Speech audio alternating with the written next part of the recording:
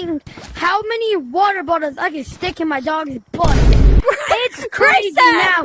Okay, guys. Anyways, welcome back to another video. This, we're gonna shove it up today, Titan's cat. if you could hear over my friend right over here, I'm gonna be showing you the top 10 really cool building tips and tricks that will help you become a better builder. Sorry about my friends; they're always annoying. Okay, so this is tip number 1. Bridges or arches or whatever you want to build. When building them, don't just use one singular triangular block. Use every single triangular block and each version of it to your advantages. Because you can build really cool like slants and slopes using them. And you can use these 1x1s here to make it even cooler by putting 1x1s behind it. The 2x1s behind that to make it even like taller, to make it look like a slanted staircase. When you're using slopes, use every variation of it. So instead of just using it upside down, you can put it on its side here and mix those in with the big ones to create slopes and circular shapes. You can copy this exact design if you like it, but this is just a design that I whipped up real quick.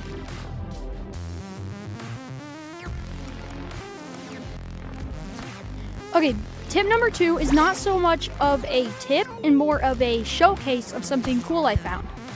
If you want to create a portal that teleports you simultaneously, seamlessly, perfectly, just create a bush in front of a portal, then put a portal in the complete opposite direction, because if it's this way, your momentum won't catch and it won't feel realistic. Then you're gonna put a bush right in front of that and then cover it up so it looks like just the bush. Then you jump through and you get perfect movement through each one without any, I guess you could say, lag. Another cool thing that I figured out is if you put a fan on either side of a wall that's exactly 3 of the giant dirt blocks tall, so that would be 16, 16, 16, all in a row on top of each other, which is, I don't know. As soon as you hit the middle of the fans, you instantly get into a zero gravity effect. It's really cool. And it works really well with these grappling hooks for moving around. It works perfectly with the zero gravity effect. As you can see, I'm just moving along it without losing any momentum. Sadly, you can't go up and down with it. But yeah, it's a really cool zero gravity effect. Another building tip is to use your materials to your advantage. For making sand, snow fits perfectly. It makes the perfect sound,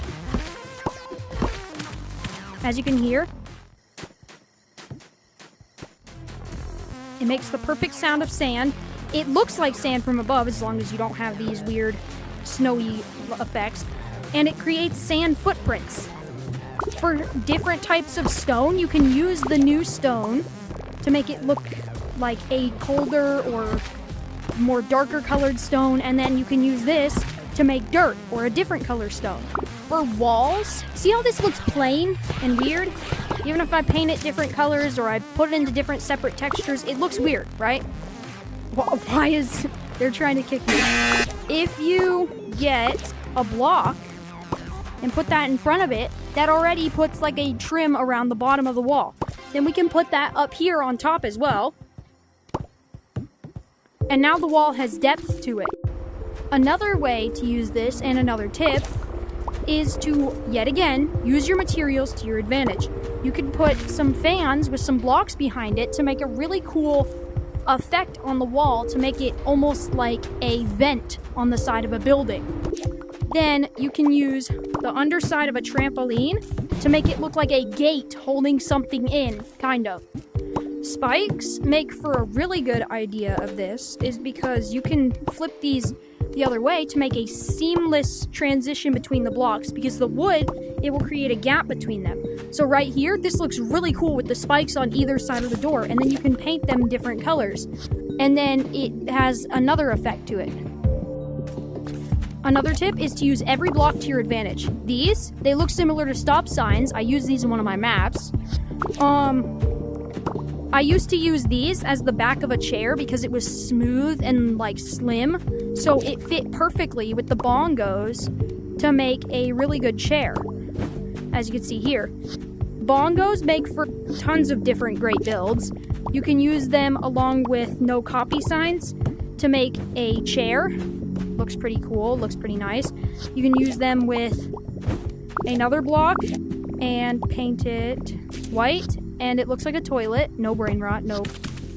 You can use them as barrels. This is something I use a lot for a lot of my different builds that I make, is I use them as little barrels. Right here, I use them as the ends of a magnet.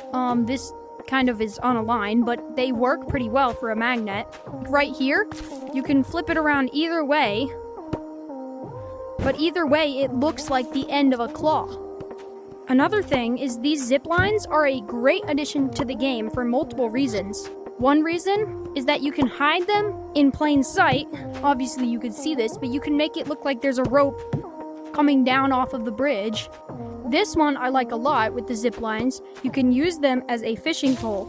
The gnome, he looks like he's fishing now. It works a lot better than a huge, like, line of these all stumbled together. Yet another example is I use them here as ropes hanging down from whatever object we could build up there. I just don't have the time to build right now. Some quick little tips that you need to know is these here. These do tons of cool things. So let's say you need to shift the ground down, but you want to keep your thing there. I shift the ground down. Have to wait for him to click yes. It shifts everything. But if I click up with this, it shifts the map up, so now I have one layer down here, exactly like I want. Another thing is this here. If you paste in a map, or you built a map, and you were like, this needs to go the other way around, with this area being the entrance and that area not being the entrance. You can use this to flip the entire map around, so now that's the entrance over there. And then if your map is on the wrong side, so you're like, okay, I feel like that needs to be on that side of the map. You can do the same with this. Now it's on the other side of the map. But let's say that it's a little bit weird still, and you want the entire map shifted this way, but you don't want to have to mess around with these.